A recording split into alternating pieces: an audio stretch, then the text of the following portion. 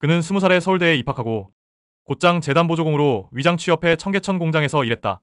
두 번의 구속 국가보안법 위반 유죄. 그러던 그가 불과 몇 년 뒤엔 보수 정당 국회의원이 된다. 그리고 지금 윤석열의 빈자리를 채울 차기 대통령 후보 여론조사 1위. 운동권에서 보수 잠룡까지. 김문수는 아직 끝나지 않은 이름인가?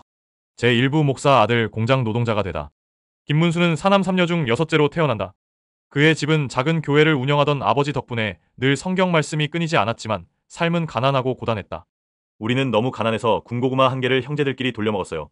그래서 그런지 어린 시절엔 하나님보다 쌀밥이 더 간절했죠. 1960년대 후반 김문수는 영천고등학교를 다니던 시절 박정희 정권의 삼선 개헌에 반대하는 시위를 벌이다 제적된다. 하지만 이후 복적되어 서울대학교 경영학과에 진학한다. 입학 연도는 1970년. 이때 그는 후진국사회연구회에 가입하고 좌파 사회이론과 마르크스주의에 관심을 가지기 시작한다. 경제학과였지만 내 관심은 철저히 사회 불평등과 억압이었어요. 경제학이 아니라 억압학이 필요했죠. 1971년 10월 15일 유신 정권 아래 부정부패를 규탄하는 전국 학생 시위가 벌어진다. 김문수도 그 시위에 참가했다가 첫 번째 제적을 당한다. 이후 복학했지만 1974년 4월 3일 민청학년 사건으로 다시 제적된다. 그는 도피 생활을 시작하며 수배자 신세가 된다. 1975년 서울대에 복학. 하지만 학교보다 더 자주 찾은 건 구로공단이었다. 그는 실제로 김상만이라는 가명을 쓰며 공장 노동자로 일하며 현장 노동운동에 몸담기 시작했다. 서울대 학생임을 숨긴 채 기숙사도 없이 숙식 제공되는 봉제 공장에서 지그잭 재봉틀을 돌렸다. 기계 소리, 쇳내, 땀 냄새 그게 나를 사람으로 만들었어요. 말로 하는 혁명이 아니라 땀으로 버틴 생존이 혁명이었죠. 이 시기 그는 서울대 운동권 3인방 중 한 명으로 불릴 정도로 이론과 실천을 겸비한 운동가로 이름을 알리기 시작한다. 1980년 김문수는 서울대학교를 졸업한 뒤 이제 말이 아니라 행동으로 보여줄 때라며 본격적으로 노동운동의 길로 들어선다. 한 손엔 성경책, 다른 손엔 노동자의 손을 붙잡은 청년. 그의 다음 행보는 국가가 가장 두려워하던 위장취업 운동가였다. 제2부 지하조직과 감옥, 진짜 노동자가 되다. 1981년 김문수는 서울대학교를 졸업한 후 노동 현장에 직접 뛰어들기로 결심합니다. 그는 자신의 신분을 숨기고 구로공단의 한 전자부품 공장에 위장 취업합니다. 이곳에서 그는 하루 12시간이 넘는 고된 노동에 시달리며 노동자들의 열악한 근무 환경과 처우를 몸소 체험합니다. 처음에는 손에 물집이 잡히고 허리가 끊어질 듯 아팠어요. 하지만 그보다 더 힘든 건 인간 이하의 대우를 받는다는 느낌이었죠.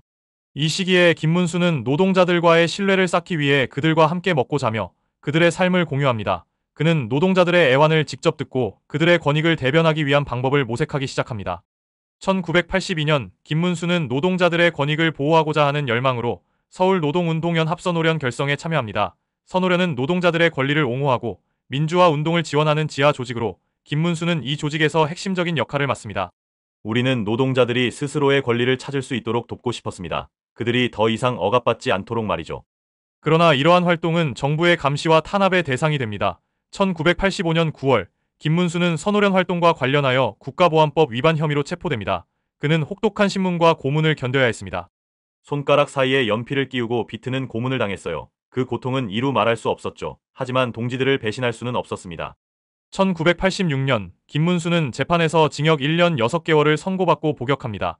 감옥에서 그는 노동자들의 권익을 위한 투쟁의 정당성을 다시 한번 되새깁니다. 1987년 출소한 김문수는 다시 노동 현장으로 돌아갑니다. 그는 노동자 교육과 조직화를 통해 노동운동을 지속합니다. 그러나 1989년 5월 그는 다시 국가보안법 위반 혐의로 체포되어 징역 2년을 선고받습니다. 두 번째 수감 생활은 더 힘들었어요. 하지만 그 안에서 나는 더 강해졌습니다. 우리의 싸움이 얼마나 중요한지 깨달았으니까요. 1991년 김문수는 출소 후 건강이 악화된 상태였습니다. 그러나 그는 노동자들의 권익을 위한 투쟁을 멈추지 않았습니다. 그는 노동자들의 목소리를 대변하기 위해 정치에 입문할 결심을 하게 됩니다. 거리에서 외치는 것만으로는 한계가 있었습니다. 이제는 제도권에서 우리의 목소리를 내야 한다고 생각했어요. 이러한 결심으로 김문수는 정치 활동을 시작하게 되며 이는 그의 삶에 또 다른 전환점을 맞이하게 됩니다. 제3부 국회 진입과 보수로의 이동. 1994년 3월 9일 김문수는 대한민국 정치권에 충격을 안기며 민주자유당에 정격 입당합니다. 이는 노동운동가로서의 그의 이력과 대비되는 선택이었기에 많은 동료와 지지자들은 혼란과 배신감을 느꼈습니다. 민자당이 여당이어서가 아니라 가장 개혁적인 정당이기에 입당하게 됐다. 이러한 그의 결정은 당시 대통령이자 민자당 총재였던 김영삼의 직접적인 영입 제안에 따른 것이었습니다. 김영삼은 문민정부의 개혁을 추진하며 재야 인사들을 적극적으로 영입하고 있었고 김문수도 그 흐름에 합류한 것입니다. 1996년 4월 11일 제15대 국회의원 선거에서 김문수는 신한국당민자당의 후신 후보로 경기도 부천시 소사구에 출마하여 당선됩니다. 이 선거에서 그는 득표율 41.1%를 기록하며 38.3%를 얻은 국민의회 박지원 후보를 2.8%포인트 차이로 누르고 승리했습니다. 이로써 그는 노동운동가에서 보수정당의 국회의원으로 변신하며 정치에 본격적으로 입문하게 됩니다. 거리의 투쟁에서 이제는 의회에서의 투쟁으로 방법은 달라도 목표는 같습니다. 그러나 그의 이러한 행보는 많은 이들에게 의문을 불러일으켰습니다.